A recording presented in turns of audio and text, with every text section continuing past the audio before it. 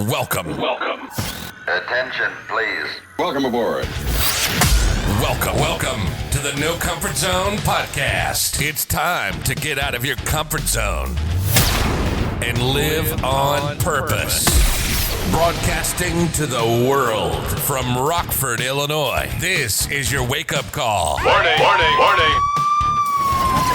You are the solutions to all your problems. Stop thinking average. Become the hero version of yourself. Every day, every time, without fail, no exceptions. It all matters. You've entered the No Comfort Zone. It's time for a reality check. Hey, it's Dan, and you're back in the No Comfort Zone. It's time for a reality check. So as I continue to podcast in my car and these crazy thoughts come into my head, one of the things that keeps coming back to me over and over again, especially recently, is the philosophy that I have that when you do the right thing, the next right thing happens. So listen, most of us find ourselves in a place where we find ourselves to be in a stressful work environment, maybe a stressful family environment, and especially towards the end of the year. And I know for me in the Midwest, when it's around holiday time and getting around friends and family, it can be even a greater stress, along with sales goals and sales quotas and dealing with people taking time off and the whole big picture of just being in life for whatever that means. Sometimes it's real easy to start overreacting or get emotional and lose control for a minute or a moment. And then you regret your actions because you lost control. Well, here's what I want to tell you is that will help you is that when you do the right thing, the next right thing happens. But when you do the wrong thing, it doesn't mean you have to live with the wrong next, 10, 20 things that are going to happen to you, because you're just supposed to roll with it. So what I want to share with you is that when bad things start coming your way and you overreact or you don't react the right way and you're living in that reaction state, remember what I said on one of the other podcasts is it's time for you to finish a cycle. And what I mean by that is when you have something bad that happens and you blow up, you lose control, you make a bad decision, well, let it ride out. Kind of set the anchor in the water, if you will, and just wait for things to kind of blow over. But don't wait too long, like I did most of my life. Take yourself into that place where you're going to be for maybe about 15 minutes. I'm going to let this situation ride out for about 15 minutes. But at the end of the 15 minutes, I'm going to stop it. I'm done. I'm over with it. It's time for me to move on to the next chapter of my life, or at least the next 15 minutes, and try to make that next 15 minutes transition into that next 15 minutes to be the best version of yourself. And how do you know what the best version of yourself is? Whatever you just were living in, whatever you just dealt with, take it to the next level and realize how would the better version of myself, how would the hero version of myself handle the next 15 minutes? Focus on being aware on what's going on around you so that you can create intention, so you can put energy into the space, so that you can start living the reality that you want to live by being the person that you want to be. It's not even easy for me to say, let alone do, but it's simple. Just take a deep breath, let it roll over, and realize, okay, I'm done with it, time to move on.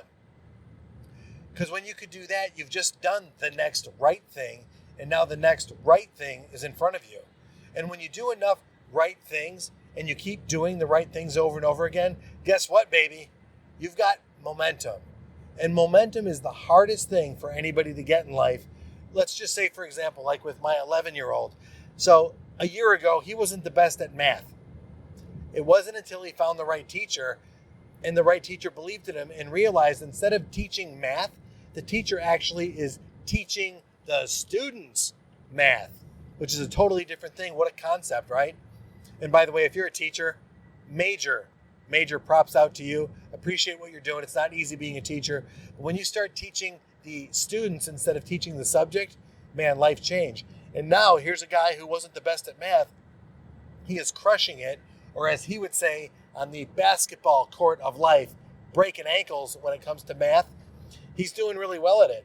And then you look at all the other things. So if he's doing good at math and he's got some momentum there, what's going to happen with his reading skills? Ding, ding, ding, ding. He's doing great on reading now and also scoring better in there. Sometimes it's just that positive reinforcement. I just did the right thing. The next right thing happens. And now I'm starting to have momentum. And now I can take on bigger challenges. What does that mean? I don't know. For an 11-year-old, what does that mean? That might be taking on something in band. That might be pursuing a new sport, creating a new relationship at school, reaching out and asking for help because they have just enough confidence to go to the next level. And let's face it, just because he's an 11-year-old doesn't mean he's got life figured out. But hey, just because you're 40 doesn't mean you got life figured out either.